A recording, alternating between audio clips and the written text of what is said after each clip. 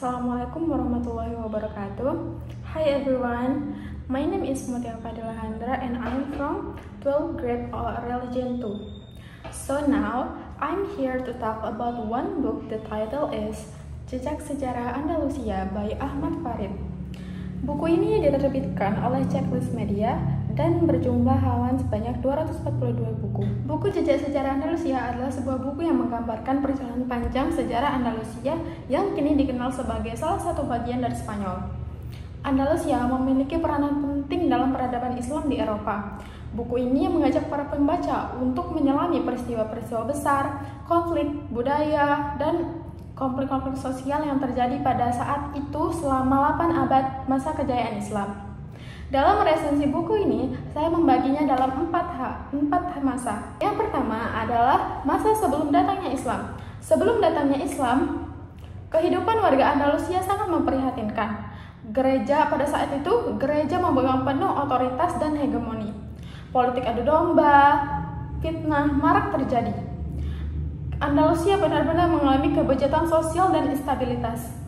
Rakyat dibagi menjadi beberapa bagian, beberapa tingkat kelas yang berbeda, dan mereka dipaksa untuk mengikuti kekuasaan pemerintah. Yang kedua adalah masa kedatangan Islam.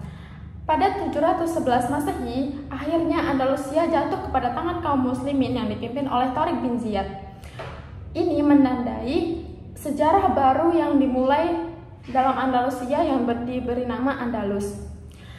Kedatangan Islam membawa perubahan besar dalam aspek budaya, sosial, politik, ilmu pengetahuan, dan lainnya.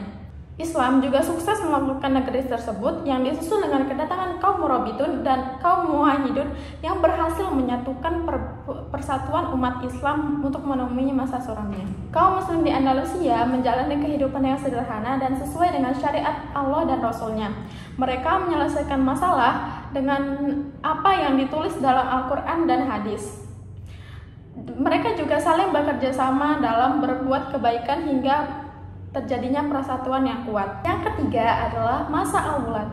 Setelah penaklukan berakhir, dimulailah fase baru yang dipimpin oleh para gubernur yang disebut masa Al-Wulad. Masa ini dibagi menjadi dua fase yang sangat bertolak belakang. Fase pertama dikenal sebagai fase jihad, kekuasaan Islam dan kebesaran kaum muslimin. Fase ini berlangsung sejak 95 Hijriah sampai 123 Hijriah yakni berlangsung selama 28 tahun. Fase yang kedua adalah dikenal sebagai fase pemberontakan, tipu muslihat, konspirasi, dan sebagainya. Fase ini berlangsung selama 15 tahun sejak tahun 123 Hijriah hingga 138 Hijriah. Yang keempat adalah keruntuhan Andalusia. Karena banyaknya keruntuhan yang terjadi di Andalusia, orang-orang pun mulai meninggalkan jihad. Penaklukan untuk negeri Prancis pun dihentikan. Demikian pula dengan pemberontakan melawan kaum Kristen di kawasan barat daya As-Sakhrah, tempat bermarkasnya kaum Kristen sejak awal penaklukan Andalusia. Kemudian datanglah Abdurrahman bin Ad-Dahil yang dijuluki sebagai Raja Wali Quraisy, karena beliau telah mempersatukan kembali Andalusia. Akan tetapi, masyarakat muslim telah melepas keislaman mereka. Mereka telah menikmati harta yang bergelimang dan mereka telah membiasakan para wanita penghibur mendiami istana mereka dengan senandungnya. Hingga runtuhnya Cordoba. Setelah keruntuhan Cordoba pada 1031 Masehi, Andalusia terbagi menjadi beberapa kerajaan kecil yang disebut dengan Taifah. Meskipun masa ini ditandai dengan ketidakstabilan, tetapi banyak kerajaan Taifah yang tetap mempertahankan kekayaan budaya dan menjaga ilmu pengetahuan di Andalusia. Dalam menulis buku ini, sang penulis tidak hanya memaparkan fakta sejarah secara kronologis, tetapi juga melakukan pendekatan yang komprehensif dan mendalam untuk menulis buku ini.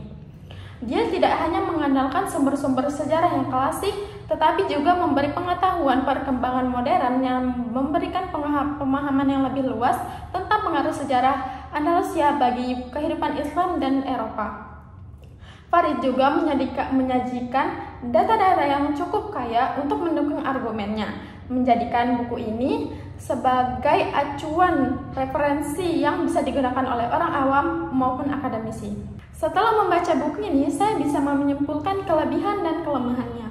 Kelebihannya adalah yang pertama, buku ini dilengkapi dengan tahun-tahun peristiwa dan juga sumber penulisannya.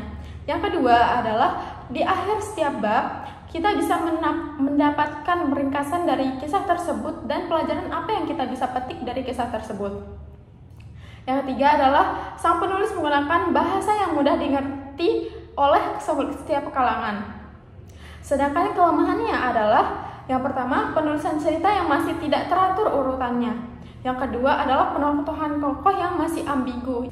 Kesimpulannya adalah buku ini berisikan sejarah yang dipenuhi dengan dinamika politik, sosial, dan budaya, serta menggambarkan betapa Andalusia menjadi penghubung berbagai peradaban besar. Sang penulis juga menggambarkan dari awal masa kejayaannya hingga keruntuhannya Andalusia, serta menjadi pengaruh besar yang ditinggalkan peradaban Islam di Andalusia.